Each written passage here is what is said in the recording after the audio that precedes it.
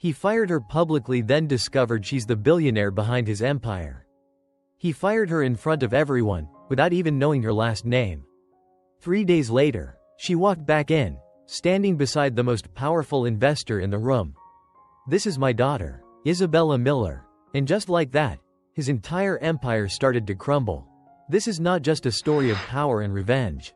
It's about silence becoming strength, and a woman reclaiming the space she was once told she didn't belong in. If you love story dramas with billionaire stakes and unexpected redemption, hit subscribe, because this one will change how you see power, love, and second chances. The girl in the back of the room. He didn't even know her last name when he fired her. That was the kind of man Alexander Grayson was, flawless in suits, ruthless in business, and utterly blind to anyone he considered beneath him. On that Monday morning, the air above Manhattan shimmered with a cruel clarity. The skyboard conference room at Grayson Holdings, 50 floors up, wrapped in glass, felt more like a pressure chamber than a place of business. Men in dark ties and women in stiff blazers shifted in their seats, fidgeting with pens, adjusting their watches, anything to avoid the inevitable silence that came with waiting for a make-or-break investor meeting to begin. And somewhere in the back, by the control panel, half in shadow, stood Isabella. She didn't wear designer suits. She didn't speak unless spoken to. She wasn't the type that turned heads when she entered a room. She was the type people forgot the moment they turned away, which made her the perfect person to blame. The presentation had been perfect, slide after slide of strategic brilliance, until the screen turned black. Unsupported format. Please check file source. A cold ripple slid across the room. The lead investor tilted his head, one eyebrow raised. The senior execs held their breath, praying it was a minor glitch. Then Alexander turned, not toward the tech team, not toward the IT staff. He turned slowly, purposefully, toward Isabella. "Which file did you send?" Her fingers trembled slightly as she opened her laptop. Her voice tried to steady itself but couldn't quite shake the weight of dozens of eyes drilling into her. I sent the final version. I double-checked." He cut her off with a cold, clipped laugh, the kind that made men twice her age shift uncomfortably in their seats. "A sync error? What is this, college? We spend millions keeping this machine alive, and it all collapses because a secretary can't handle a basic file upload?" And then came the words that cut deepest, not because they were loud, but because they were said like they were facts, not insults. "This is what happens when you hire for diversity. A girl with no real credentials, no real voice, just the perfect checkbox for gender metrics." She didn't flinch. She didn't cry. She just looked at him. And something in that look, quiet, calm, and impossibly clear, made Alexander feel, for the first time, like maybe he'd misjudged something. But he was too proud to back down. "You're fired," he said, just like that, like she was a line item he could delete. Isabella bowed her head, not in shame, but like someone gathering something from deep inside herself.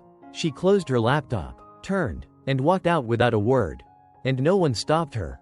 In the elevator, her reflection stared back at her from the mirrored walls, still and composed, but no longer naive. Her hands shook slightly, not from weakness, from restraint. "I'll be back," she whispered to herself, but not as a secretary. 3 days later, the company was quieter than usual. Whispers died quickly. Alexander kept moving like nothing happened. The boardroom air was icy again, the same way he liked it. Until William Miller walked in. He was the kind of man you didn't introduce. He didn't need it. Global finance knew him as the ghost, the man who owned what everyone else only dreamed of controlling. The room stood still, and behind him walked a young woman. Simple dress, poised, radiant in a way that didn't beg for attention, just expected it. Alexander's breath caught in his throat. Isabella. Only now, she wasn't in the back of the room. She was standing beside the most powerful investor he'd ever pitched to. "This is my partner in this venture," William said casually. "My daughter, Isabella Miller." The pen fell from someone's hand. Murmurs broke out, but Alexander heard none of it. He only heard his own heartbeat pounding like a war drum in his ears. And he remembered that look, the one she gave him as she walked out of the boardroom. The one that didn't scream or sob. The one that said, "You'll remember this." Now he understood why. She hadn't come back for revenge. She'd come back because she'd always belonged in the room.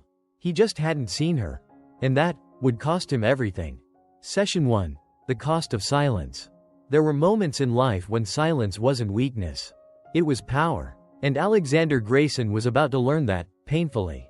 After the day Isabella walked into the boardroom as the daughter of William Miller, the air in the company shifted. Meetings grew tenser. Conversations shorter. People who once laughed too loud at Alexander's jokes now weighed their words like they were currency. Because they were. And he had just burned his biggest one. That night, Alexander didn't sleep. Not because he didn't try. But because every time he closed his eyes, he saw her, not the secretary he'd fired, but the woman who had stood beside power without needing to say a word. That silence? It rang louder than any accusation ever could. He stared at his ceiling, arms crossed behind his head, shirt still on, untouched glass of scotch on his nightstand. She was Miller's daughter, and I never even asked her last name. Thursday, 9:17 a.m. An email popped into his inbox from IT. Short, cold, brutal in its simplicity. Server-side sync error confirmed. Source: Company Cloud. File switch was not user-caused. IT department. Translation: Isabella hadn't made a mistake. She had been humiliated, judged, and publicly dismissed, for nothing. He didn't reply to the email. He just stared at it. Something inside him cracked, not loudly, but like a fine fracture down the center of something he'd once believed unbreakable. His certainty. By noon, everyone knew. William Miller had made no effort to keep things quiet. That afternoon, he announced his intention to invest, on one condition. My daughter, Isabella, will oversee strategic direction. The phrase hit like a grenade. It wasn't just that the secretary had returned. It was that she now had a seat at the table Alexander once ruled alone. And she took it. Not with fanfare, not with fury, with precision. Friday, 4:45 p.m. Isabella stood in the elevator, hands folded in front of her, watching the numbers blink upward. Floor 51, then 52. She didn't flinch when the doors opened and Alexander stepped in. He hesitated, then entered.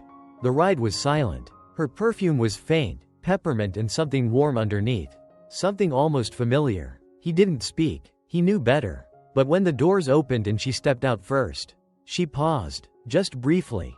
You never asked for my full name, she said, still facing forward. That's why you never saw me coming.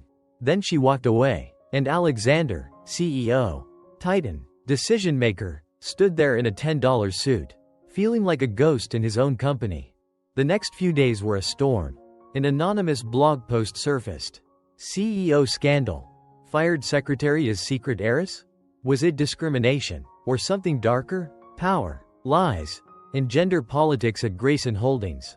The article didn't cite sources, but it didn't have to. It had just enough truth to start a wildfire.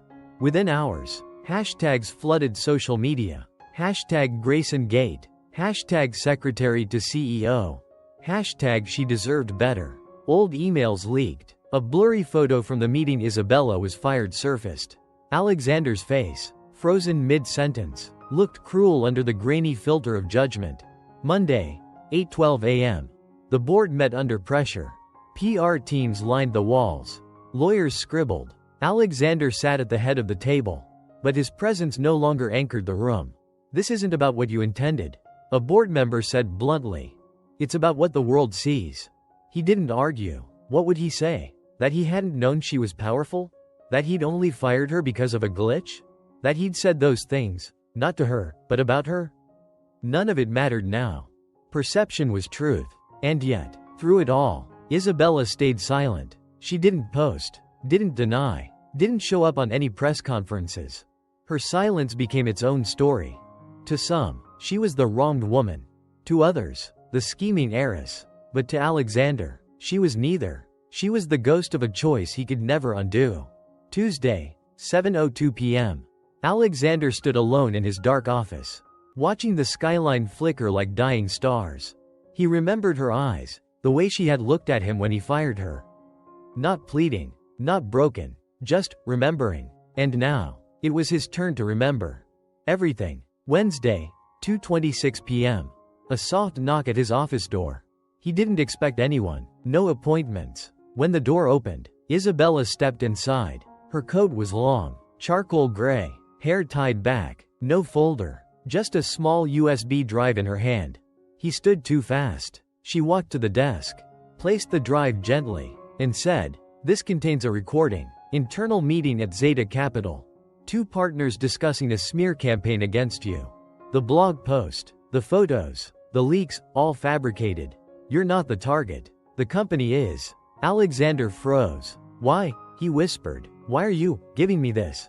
Her voice didn't crack, didn't tremble. "Because I don't believe in letting lies rewrite the truth. Not even when they benefit me."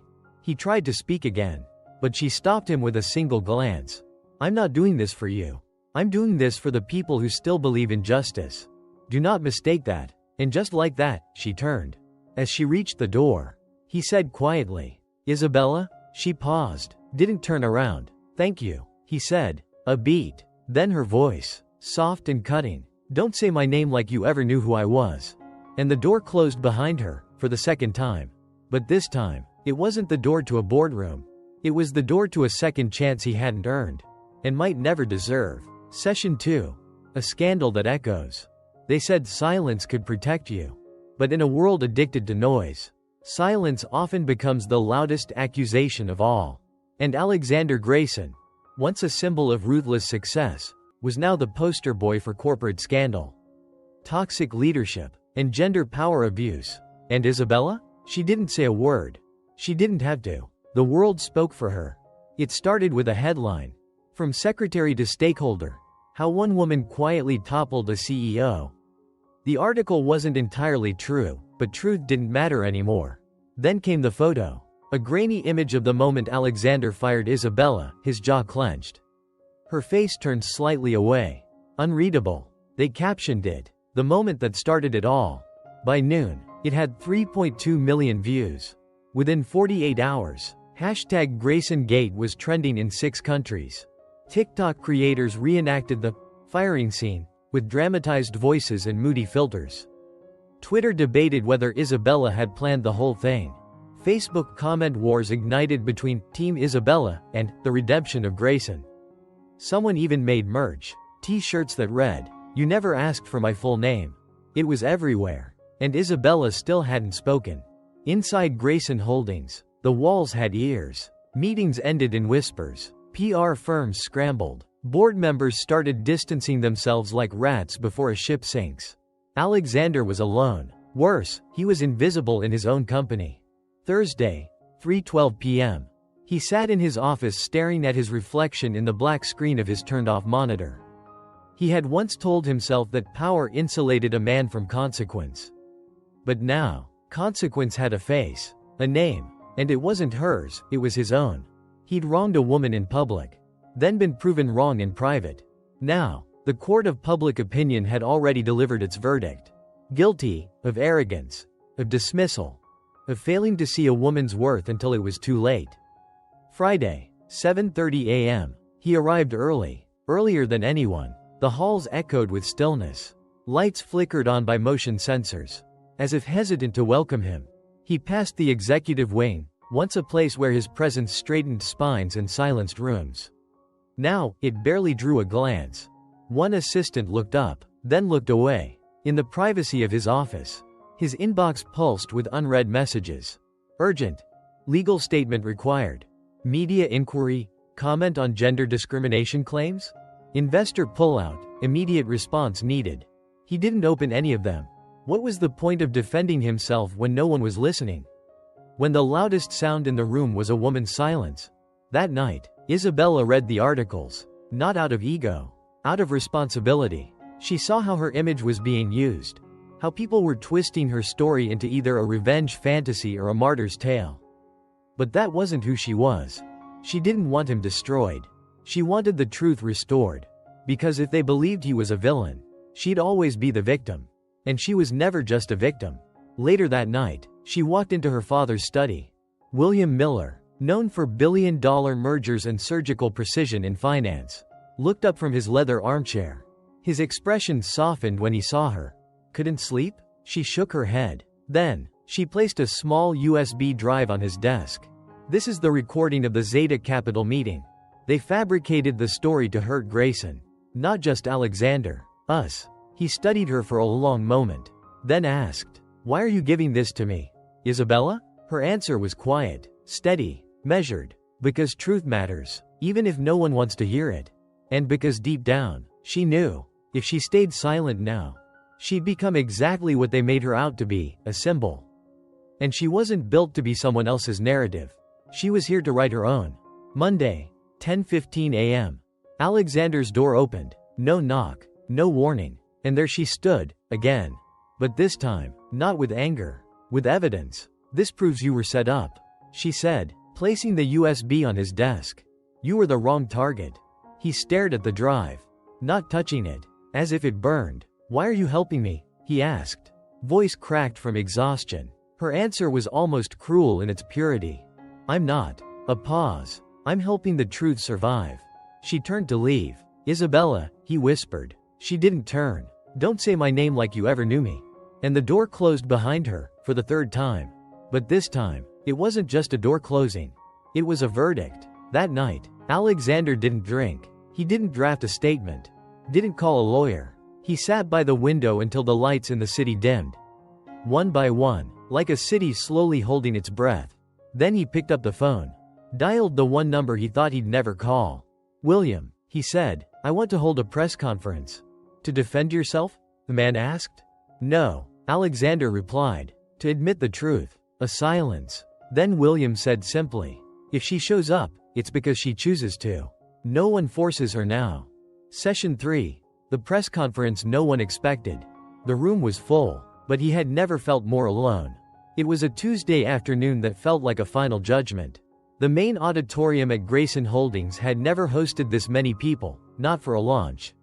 Not for an IPO. Not even when they'd hit a record quarter. But now? Now they came for the fall. Media flooded the space, tripods clicked. Flashes burned through the sterile air. And microphones lined the podium like soldiers waiting for blood. On every major platform, the stream had already begun. More than 700 employees tuned in remotely. Investors, analysts, clients, strangers, all watching, all waiting to see what kind of man Alexander Grayson would be when the mask came off. He stepped out from the side curtain. No suit, no designer tie, just a plain white shirt. Sleeves rolled once, collar unbuttoned, no earpiece, no legal rep, no teleprompter. Just a man, with nothing left to prove. And everything to admit. He walked slowly to the podium. Each footstep felt heavier than the last. Somewhere, in the far back corner of the room, she was standing. Not sitting, not hidden, just there. Isabella. Black blazer, hair pulled back tight, her gaze calm, unreadable. She didn't blink, didn't move. He didn't let himself look at her too long. If he did, he might lose his words. And today, the world had waited long enough. He took a breath. "Good afternoon." The microphone picked up the strain in his voice. "I know many of you no longer trust me. And you're right not to. I've spent most of my life believing that being right meant never having to say sorry. That outcomes were what mattered. Not process, not people, not feelings. But then one day, someone didn't say anything at all. She didn't fight back. She didn't post online. She didn't even look angry. She just walked away. And in that silence, I heard everything I had failed to hear for years." He paused, swallowed. The air was electric, tight with disbelief. This wasn't the Alexander Grayson they knew. This was someone else. Someone trying to be more. His eyes lifted. "Her name is Isabella Miller." Now there were gasps. A murmur swept through the room. He didn't flinch. "I wronged her, not just by questioning her competence. That would have been shallow. What I did was worse. I questioned her worth. I made her feel like she didn't belong in the room. Because I failed to see her. And I'm not standing here to beg for forgiveness. I'm standing here to acknowledge what I was too proud to admit until now. That I was wrong." He reached into his pocket, pulled out the USB drive, held it up. "This drive contains proof that the scandal circling this company was orchestrated. A campaign of misinformation, targeted manipulation, and I became its most useful pawn because I gave them the opening. Not by breaking the law, but by failing to treat someone with basic human dignity. No title, no press release, no investment could fix that." He stepped back slightly from the podium. Then, slowly, he bowed. Not a corporate nod, but a full, long, human bow. to the audience, to the company, and to the person standing at the back of the room, watching Isabella. The entire auditorium fell into breathless silence. No one clapped. No one moved. They simply watched, because no one expected him to bow. And no one expected her to stand. But she did. From the very last row, Isabella stood, not with a speech, not with drama, just with presence. Her gaze met his. No smile, no softness, but not cold. Just seeing him, really seeing him. For the first time, he didn't look away. "I'm not asking for a second chance," he said quietly, into the mic. "I just hope I can earn the courage to live differently, from this day forward." Then, without another word, he placed the USB drive on the podium, and walked off the stage. No music, no PR, no applause, just silence, and the sound of his footsteps echoing off a truth he could no longer escape. Behind him, Isabella watched. She didn't follow. She didn't stop him. But as he passed her row, he glanced toward her, just briefly. She didn't move, but she gave him one thing. A nod. Small, barely there, but unmistakable. And to a man like Alexander Grayson, that nod was more valuable than a million apologies. It wasn't forgiveness. It was recognition. And it was enough to keep walking. Later that night, headlines change. Alexander Grayson bows in public apology. A new era at Grayson Holdings? USB drive proves smear campaign. Isabella Miller called quiet hero of corporate integrity. And for once, Isabella's name wasn't attached to a scandal. It was attached to principle. She didn't issue a statement, didn't tweet, didn't post, but inside her inbox, there was one unread message. From him. Subject line, no title. Just a single sentence. "Thank you, for not letting the world forget who you really are."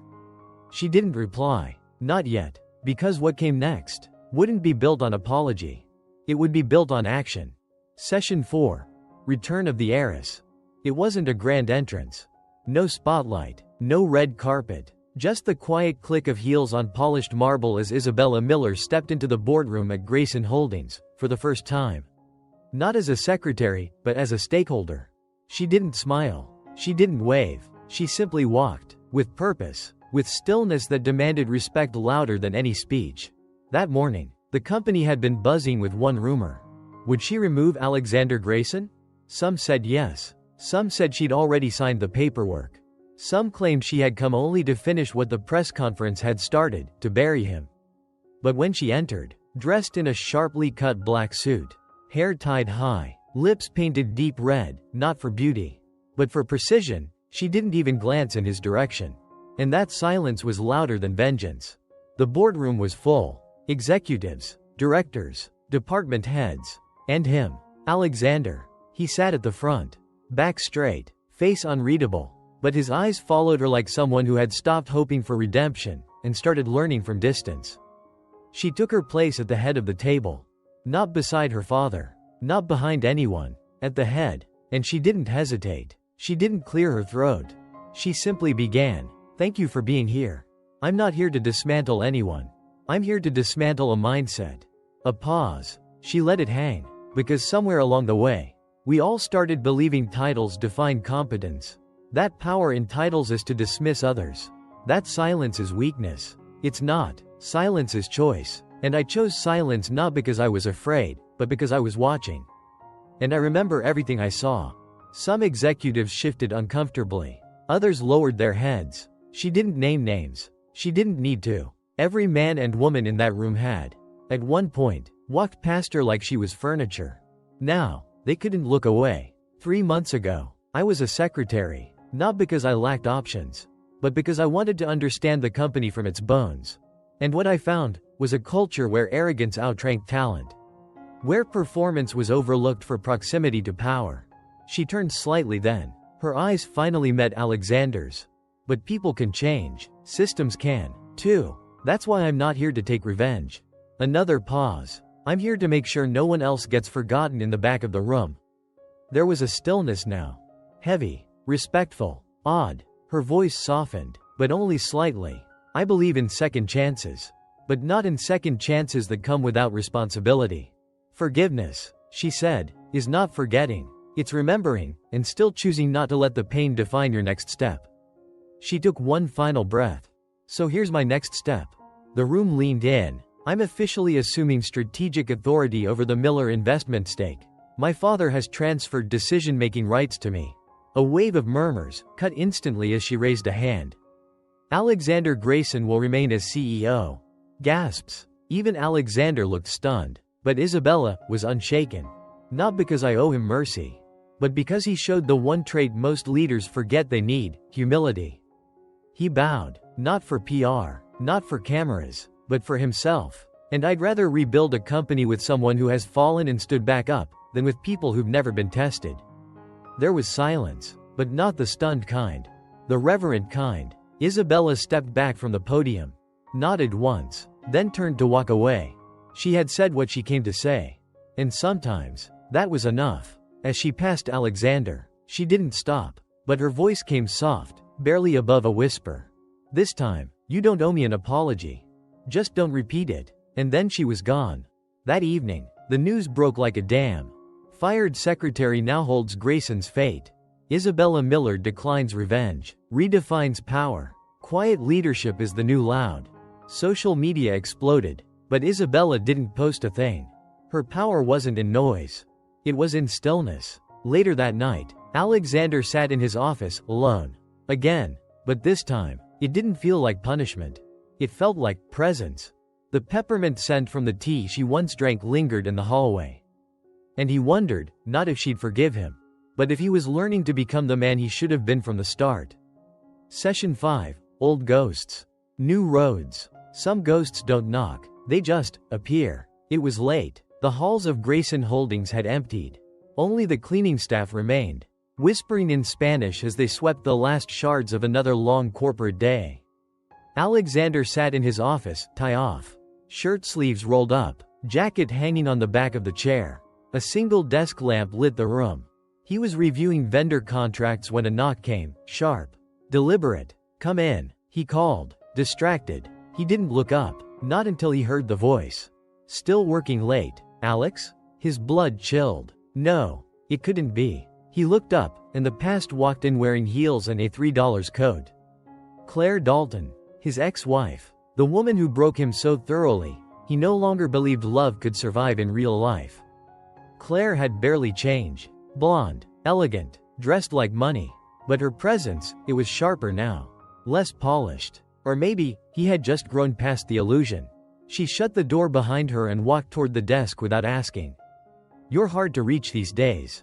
"That's intentional," he said, voice flat. She smiled faintly. "Fair." She sat down. He didn't ask her why she was here. But he knew. People like Claire never showed up uninvited without a motive. "I saw the press conference," she said. "So did the rest of the world." He muttered. "You always hated apologies," she said, tilting her head. "What change?" He didn't answer. She leaned forward. Was it her? Isabella? Now he looked at her. Directly. "She's not like you." Claire blinked. Once. But it was enough. She'd been compared before. But this time, it stung. "I never pretended to be," she said, more softly than before. Silence. Then Claire sighed and leaned back. "Do you remember the last thing I said to you before I left?" He didn't want to. But he did. "You told me I didn't know how to love without controlling." She nodded. "And you proved me right." It was like being punched without contact. But he didn't lash out. He just nodded. "I didn't know what love looked like unless I had the upper hand. With you, it was about who had the last word. With Isabella, I didn't even ask for her name." His voice cracked. "Because I was afraid if I saw her as human, I'd care. And if I cared, I could be hurt again." Claire watched him for a long time. The edge in her gaze had faded. "You were never cruel, Alex," she said finally. "You were scared. But scared men do cruel things." She stood to leave, coat over her arm. "For what it's worth, I didn't come here to reopen wounds. I came because I wanted you to know what you did today. That press conference? I never thought I'd see that from you. It was the first time you stopped trying to win, and just tried to be real." She walked to the door. "She sees you, Alex," Claire added, hand on the knob. "Don't let that kind of vision go to waste." Then she left. And for a long time, Alexander didn't move. He sat in silence, not with shame, but with a strange, aching awareness that maybe, just maybe, he still had a heart. The next morning, Isabella arrived early. She wasn't expecting anyone in the rooftop garden. She just needed fresh air. But when the elevator doors opened and she stepped out onto the quiet terrace, Alexander was already there. No suit, no performance. Just a man in a hoodie and slacks, leaning against the railing, holding a cup of black coffee like it was the only thing keeping him steady. They looked at each other. And for the first time, neither of them spoke first. Finally, he broke the silence. I saw Claire last night. That name shouldn't have mattered to her. But it did. Isabella said nothing. She reminded me why I stopped trusting softness. Why I started measuring people by what they could offer me. Why I mistook silence for weakness. A pause. I hurt you, Isabella, but not because I didn't believe in your talent. I hurt you because you reminded me of something I didn't want to feel again. His voice wasn't defensive. It was confessional. Isabella looked at him, face unreadable. Then softly, she said, "I'm not her, Alexander, and I'm not here to heal you." Another pause. But this time, her voice softened just enough. "But if you ever decide to become a man who doesn't need to win, maybe then we can talk about building something." He nodded slowly. "Noted," he said quietly. Starting now. They didn't hug, didn't hold hands, but the silence between them wasn't distance anymore. It was understanding. Session 6. The man WHO forgot how to breathe. The first time he saw the boy, he forgot how to breathe. It was a Sunday morning. The streets were quiet, and the city still slept under a mist that hadn't burned off yet. Alexander stood on the sidewalk outside the small cafe in Soho, waiting for a black coffee he didn't need. The door behind him opened. The little bell chimed. And then, "Mom, look." A small hand tugged at Claire's coat, pointing toward the window display filled with peppermint cookies and snowflake-shaped treats. Claire smiled, knelt down beside him. "Go ahead, Henry," she said softly. "Pick one." Alexander didn't move. He couldn't. Henry. He had her smile. But his eyes, they looked exactly like Alexander's. And for one suspended breath, something inside him whispered, he could be mine. But he wasn't. Henry was Claire's son from another marriage. A marriage that came 2 years after she left Alexander. Still, something about the boy, his quiet wonder, his messy curiosity, hit Alexander like a memory he'd never made. And in that moment, he forgot how to breathe. Claire looked up, surprised to see him. "Alex." He blinked, cleared his throat. "Didn't expect to see you here. We live 3 blocks away," she said. Then, almost kindly, "Want to sit with us?" He hesitated. Every muscle in him screamed to say no. But something else, something he couldn't explain, said yes. 10 minutes later, Alexander sat at the outdoor table across from a 6-year-old boy with chocolate on his cheek. Henry was telling a story about a science project involving soda and exploding gummy bears. Alexander tried to listen, but part of him just watched, quietly stunned by the gentle way Claire mothered this child. No performance, no coldness, just presence. He had never seen this side of her. He had never earned this side of her. "You okay?" Claire asked, catching his distant look. "Yeah," he replied. "I just never knew you wanted kids." Claire stirred her tea. "I didn't, not with you." The words weren't meant to hurt, but they did. She looked at him gently. "You didn't make space for love, Alex. You made space for loyalty. For control, but not for love. Henry came when I stopped trying to hold everything so tightly." Alexander looked at the boy. Henry had climbed down to draw chalk rockets on the sidewalk, humming to himself. "He's lucky," Alexander said. Claire tilted her head. "So are you." He looked at her, confused. "You still have time," she said, "to stop living like the world owes you something, and start giving something back." Then she added softly, "You're not cold, Alex. You're scared, but you don't have to live like that anymore." That night, Alexander sat alone in his penthouse. He hadn't turned on the lights. Just the city glow seeping in through the windows, painting him in soft silver. He thought of Isabella, her quiet strength, her ability to walk away without hate. And he thought of Henry, a boy who didn't belong to him, but somehow woke something in him that had been buried for years. Not ambition, not power, desire. To be more, to feel more, to live without armor. He didn't sleep. Instead, he did something he hadn't done since his 20s. He wrote a letter. The next morning, Isabella found an envelope on her desk. Cream paper. No logo. Handwritten in pen. Just her name on the front. She hesitated before opening it. Inside, there was a boy. Not mine. But somehow, he made me remember what it feels like to be seen by someone who doesn't need anything from you. Just your attention. Just your truth. I've spent my life speaking over people. Commanding rooms. Owning silence. But yesterday, a 6-year-old taught me that real power is knowing when to shut up and just listen. I thought I knew who I was. But maybe I've only known who I became after the damage. Thank you for being the mirror. Even when I hated the reflection. Alexander. Isabella folded the letter slowly. Her fingers lingered on the edges of the paper. She didn't smile, but something in her chest softened. Just a little. Later that day, Alexander knocked on her door. He didn't expect her to open. But she did. And when she saw him standing there with no coffee, no folder, no proposal, just realness in his eyes, in his hands, in his posture, she stepped aside. You have 5 minutes, she said. That's 4 more than I expected. He replied. And for the first time, she didn't correct him. She let him speak. She let him try. Session 7. The conversation that was never about business. Some conversations don't need bullet points. Just a quiet room, and 2 people brave enough to stop performing. Isabella didn't offer Alexander coffee. She didn't ask him to sit. She simply walked back to her desk, sat down, and waited. Alexander stood for a moment, hands in pockets, unsure if he was welcome, but knowing he'd been given a gift, time. This isn't about the company, he said. She nodded once. Not encouragement, not resistance. Just, go on. He took a slow breath, then finally sat across from her. I don't think I've had a real conversation in years, he said. She looked at him. Quiet. You speak a lot. That's not the same as talking. He chuckled, one breath.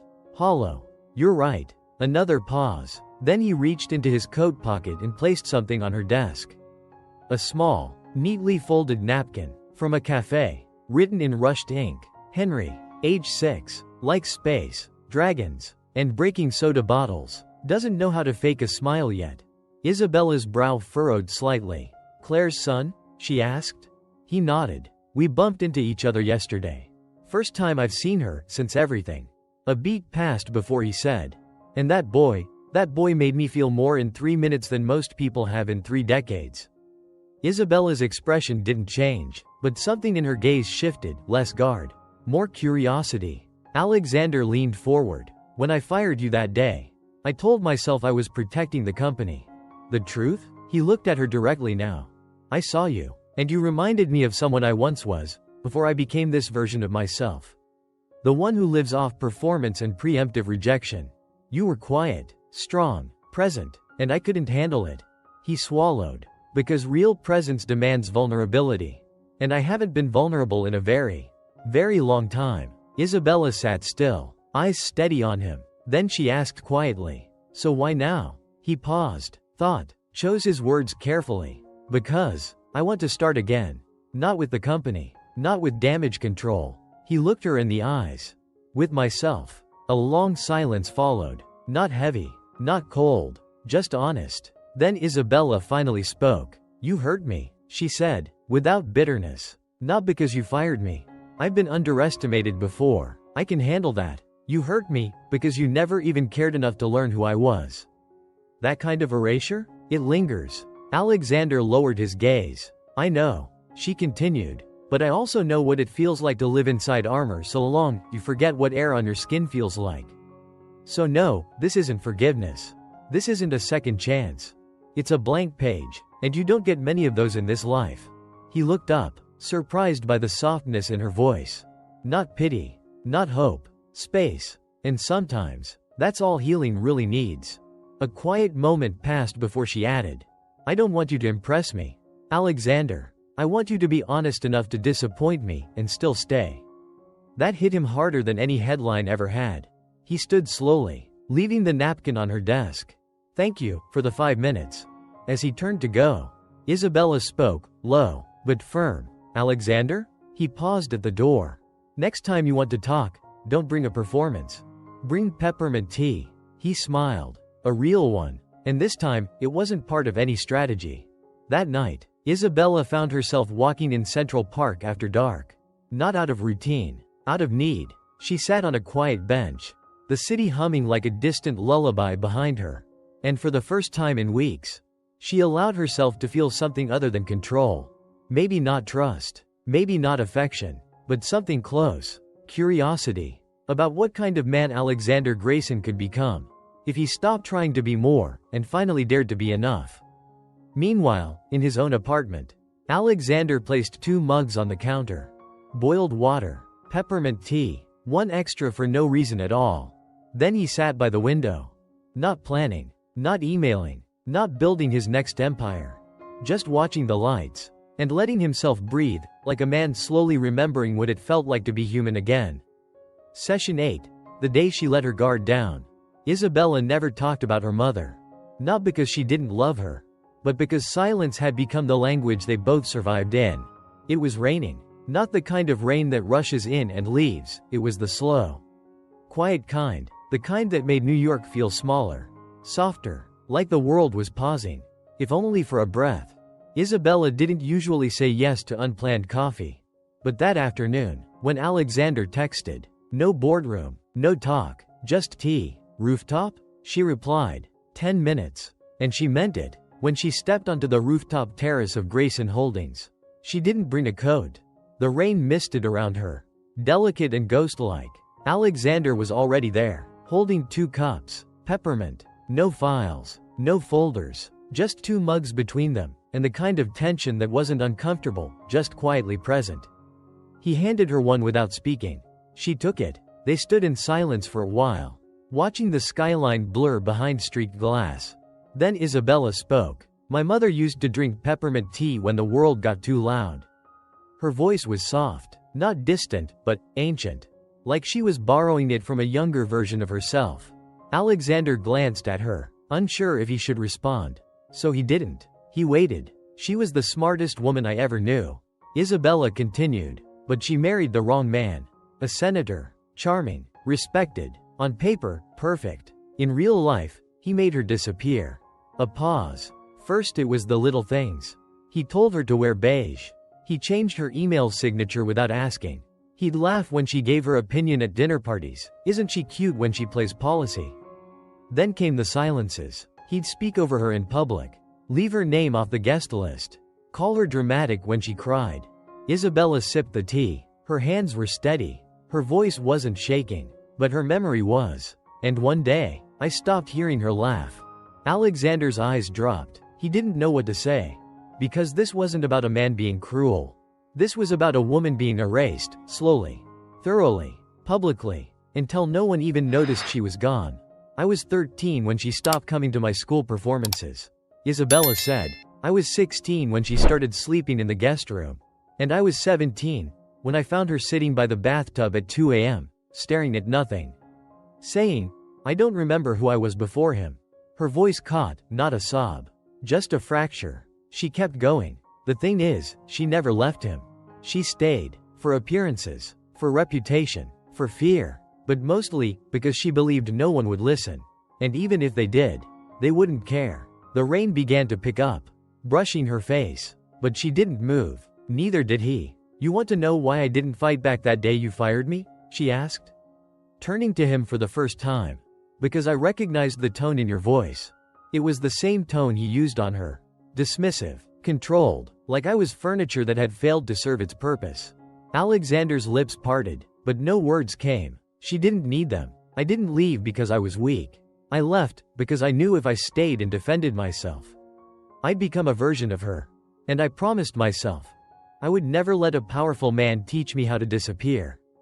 There it was, the deepest truth, not just about her, but about so many women.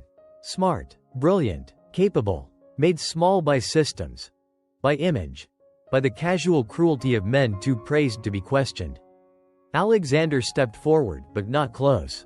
Just enough. "I'm sorry." The words were rough, unearned, but real. Not just for me, but for every man who ever mistook quiet for weak and strength for threat. She looked at him, for the first time, really looked. "You didn't know my mother. But you almost became him. And you should know, you're not the reason I chose to stand back up." A pause, a breath. "But you are the reason I chose not to walk away for good." Alexander felt something in his chest give way. Not collapse. Open. Do you ever speak to her now? He asked. Quietly. Isabella shook her head. She lives in a quiet town in Vermont. Paints flowers. Sends me postcards with poems she never writes herself. She's alive, but not loud. Not anymore. Then, I miss her the most when I do something brave. Because I want her to see it, and remember who she was. They stood in the rain, letting the silence say what words couldn't. He didn't reach for her hand. She didn't need comfort. What she needed was what she'd always needed. To be heard. And this time, she was. Fully. As the rain eased into mist again, Isabella turned to go. At the door, she paused. Next time you want to understand me. She turned her head slightly. Don't look at my resume. Ask me what makes me stay silent. Then she left. Alexander stood alone, soaked but still. And for the first time, he didn't feel the urge to fix anything. He just listened to the echo of her story. A story not just about one woman, but about generations of them, waiting for the world to finally stop talking and start hearing. Session 9. Between power and presence. Leadership was easy. Presence, that took a different kind of courage. Alexander had spent his life winning deals, votes, board approvals. He could read a contract in 5 minutes, dismantle a competitor in less than 10. But standing beside a woman like Isabella Miller, without trying to fix her, outshine her, or steer her, that took everything he had. It began quietly. An upcoming summit between Grayson Holdings and 3 European tech partners required a lead presenter. The board assumed Alexander would take the podium, as he always had. But at the prep meeting, he stood up and said calmly, I won't be representing Grayson this time. A ripple of confusion, raised eyebrows. Before anyone could speak, he added, Isabella Miller will speak on behalf of the company. She built the investor architecture. She rebuilt the internal confidence. She's the reason this deal even exists. I'm stepping back, not because I'm absent, but because this time, I shouldn't be center stage. Silence. But not discomfort. Respect. And from the back of the room, Isabella, who had not expected the gesture, held his gaze. Not with surprise. With understanding. That night, she knocked on his door. Not professionally. Not politely. Just as herself. He opened, surprised. She didn't wait for invitation. You're giving up the biggest spotlight of the year. She said flatly. It's not giving up, he replied. It's giving space. She studied him. Why? He didn't hesitate. Because I've been in every spotlight. And none of them taught me how to love anything without needing to control it. But watching you, teach, lead, rebuild, it made me realize something. Maybe power isn't about how loud you speak. Maybe it's about how deep your presence reaches, even in silence. She sat down. For the first time, she looked unsure. You're changing, Alexander. He nodded. Not for you. Not for image. A beat. For me. And then he added, almost afraid to ask, is that okay? She blinked slowly. It's more than okay. It's the first thing you've ever done, without needing a result. In the days that followed, their dynamic shifted. Not romantically. Not yet. But with intimacy. Of trust. Of pace. Of presence. They began to have lunch in the same space, not across, but beside. They walked between meetings without talking, comfortable in the quiet. And Alexander, who once measured connection in control, now found peace in showing up, without owning the room. On the morning of the summit, the ballroom at the St. Regis was glowing with glass and tension. Over 200 investors, partners, and high-level stakeholders filled the room. When the name, Grayson Holdings, was called, all eyes turned, expecting him. But it was Isabella who stepped forward. Tailored midnight blue suit, no jewelry, hair tied back, posture like steel wrapped in silk. She walked up to the podium and spoke. 3 months ago, I stood in this company's boardroom as a secretary. 3 days later, I returned, not for revenge, but for restoration. Today, I stand here because I believe in presence. Not performance, not perfection, but presence. Because no one can lead what they don't first respect. Her voice didn't rise, but her every word landed like a heartbeat. Steady, real, and at the very back of the room, Alexander stood. No chair, no entourage, just watching. Not with pride, but with something deeper. Gratitude. For having had the chance to become the kind of man who could stand behind her. Not in front of her. After the summit, Isabella walked back through the corridor. Her heels echoed on marble. She turned the corner and found him waiting.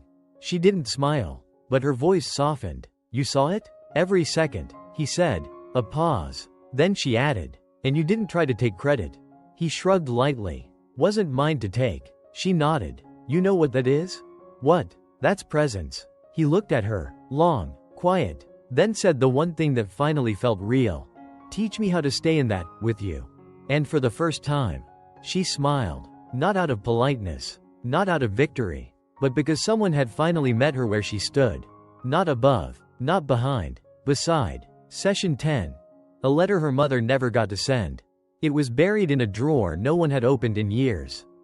Folded 3 times, no envelope, no name on the outside. Isabella didn't mean to find it.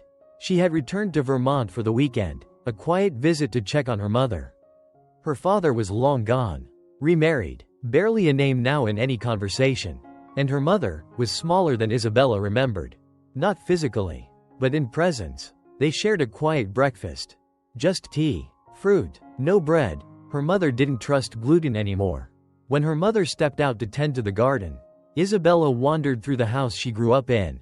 Same bookshelves, same carpet, same smell of lavender and old paint. But in the guest room, her old room, something was different. One drawer of the old wooden desk stuck slightly. She pulled it. Inside was an unopened letter, yellowed at the folds, her mother's handwriting unmistakable, and on the top left corner, a date. July 2003. Isabella was 13 that summer. The summer everything in their home got quieter. She sat on the edge of the bed, unfolded the paper, and read. "To the version of myself I'm still too afraid to become. I know you want to leave. You dream about it between loads of laundry and piano recitals.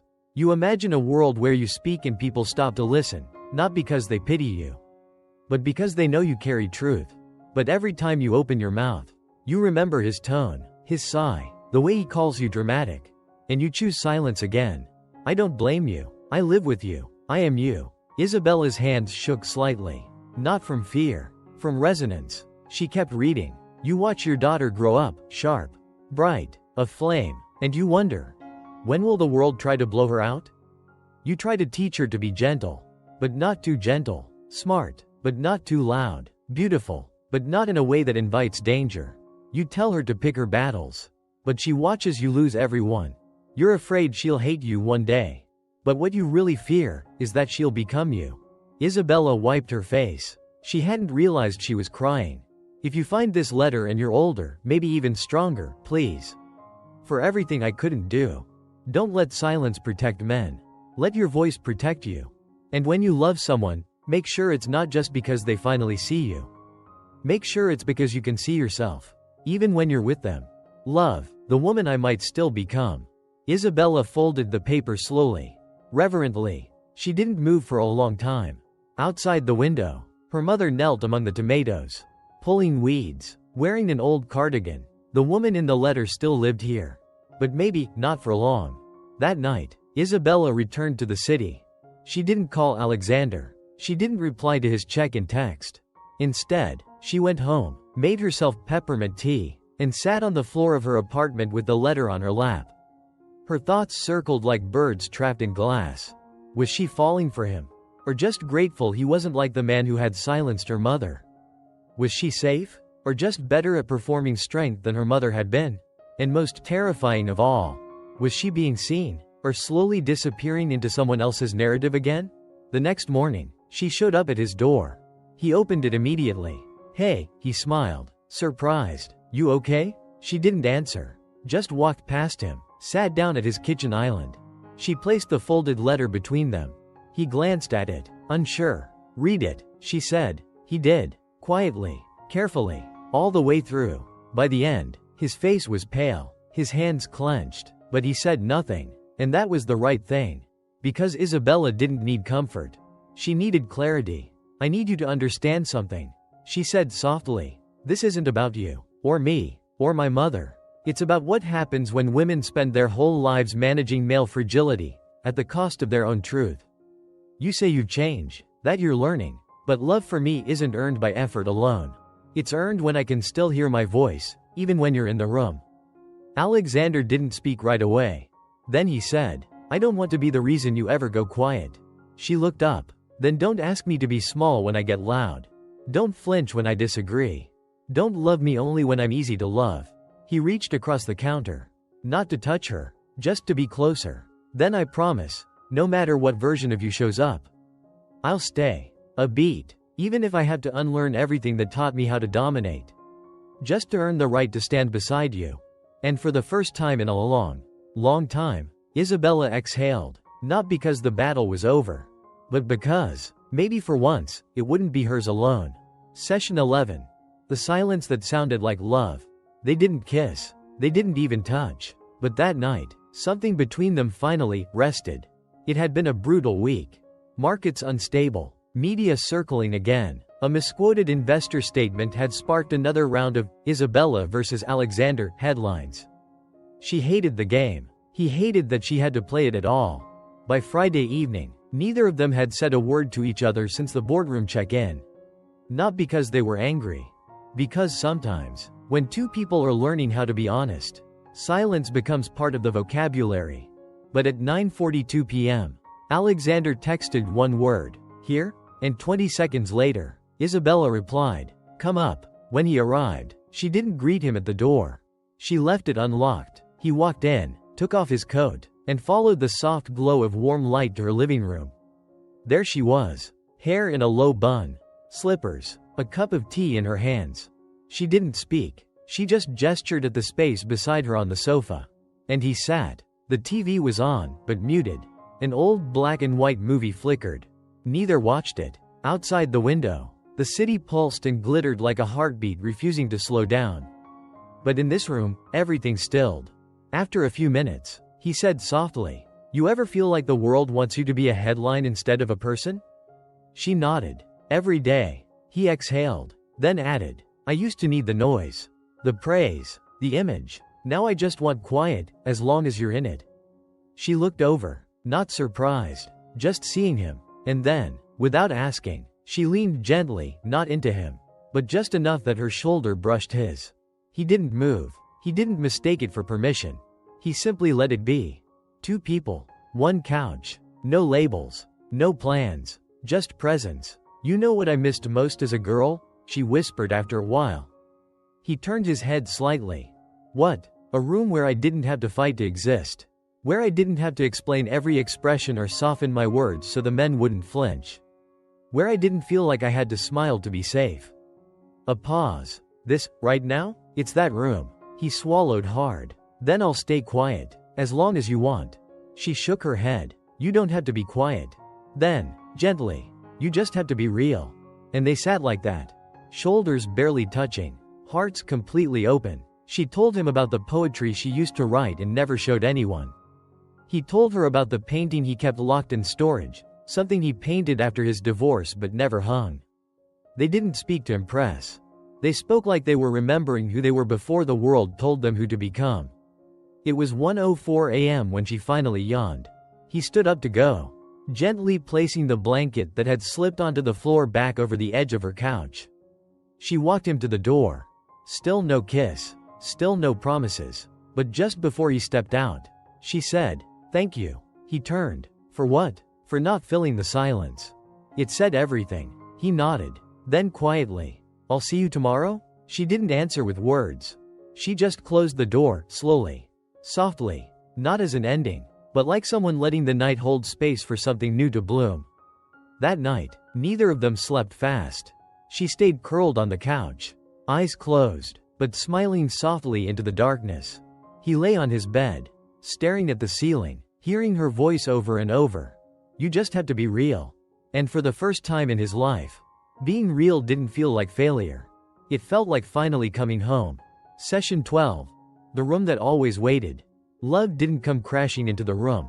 It came in quietly, like someone who had always had a key. It had been a month since the summit. Grayson Holdings had stabilized, investors calmed, public image repaired, but none of that really mattered to Alexander anymore. What mattered was the quiet rhythm he and Isabella had begun to share. Late night texts, morning coffee left by her door. No expectations, no definitions, but presence. Always presence. Then one Friday evening, she didn't respond. No message, no return call. He waited. 12 hours. Then 24. And then he felt it, not fear. Not suspicion. Just something older. Something deeper. A missing. He went to her place. No answer. He stood there, uncertain, until the woman in the neighboring unit cracked her door. She left early yesterday. Bags. Train ticket. Said something about Vermont. His heart dropped. Not because she left, but because she hadn't told him why. And that meant she didn't owe him anything. Not yet. Not unless he earned it. 2 hours later, he was on a train. No assistant. No press. Just him. A man with nothing in his hands but a coat and an apology still forming in his chest. She was in the garden. Back bent slightly. Hands dirty from soil. Her mother was inside, watching from the porch with the soft eyes of someone who already knew how this would go. Alexander stepped through the gate. Isabella didn't look up at first. When she did, her gaze didn't flinch. "You came," she said. He nodded. Not to ask anything, just to be where you are. A pause. Then she stood. They looked at each other across a bed of marigolds and tomatoes. And for a long moment, nothing moved. Then she said, "I wasn't running." "I know," he said, "but you were remembering." She nodded. "Sometimes I need to come here to hear myself think." He stepped forward slowly. "Do I still fit in that silence?" She looked down, then back at him. "You don't interrupt it anymore." A long breath left his lungs. She added, gently, "But that doesn't mean I know what this is." He stepped closer. "Neither do I, but I know I'm not going anywhere. And I know, I'd rather stay in the question with you than live in an answer without you." She didn't cry. She didn't leap into his arms. She simply turned, walked back toward the porch, stopped at the top step. "Come inside," she said over her shoulder. The tea's still warm. Inside the kitchen, her mother said nothing, just nodded at Alexander, then left the room, quietly. And he understood. This wasn't about being accepted. It was about not being rejected by someone who once believed all men disappear eventually. They sat at the kitchen table, the same one Isabella had drawn on as a child. Now, between them, 2 mugs, 2 hands, no expectations. He reached across, not to grab her hand, just to place his palm on the table. Open, waiting. She looked at it, then placed hers over it. No squeeze, just pressure. Real, still. "You once said," she whispered, "that if you had listened instead of acted, maybe everything would have been different." He nodded. "That was true. But maybe," she said softly, "we had to lose the version of ourselves we were, to meet like this. Not above, not below, just here." His voice cracked. "I don't want a future where I outrun everything again. I want one where I sit still and build something with someone who never asked to be impressed. Just included." The clock ticked. A storm rolled softly across the hills. They sat in the warmth of a kitchen too small for secrets and too honest for pretense. And nothing more needed to be said. Because love had arrived, not as a grand gesture, but as a room that finally felt safe enough to stay in. Together. Later that night, Alexander stood on the porch as Isabella watered the garden in the dark. He looked back through the kitchen window, into that room. The same room that had shaped her, scarred her, and taught her how to survive. And now? It was the room they would begin again from. Not with promises, but with presence. Thank you for watching today's CEO Love Stories. Every love story is a journey. One filled with passion, ambition, sacrifice, and unforgettable moments. Here at CEO Love Stories, we bring you the most compelling tales where power, success, and love collide. If you enjoyed this story, don't forget, like to support more incredible content. Comment your thoughts. Can love overcome power and ambition? Subscribe and turn on notifications, so you never miss our next breathtaking romance. CEO Love Stories, where love and power collide. Because love isn't just a feeling, it's a choice. See you in the next story.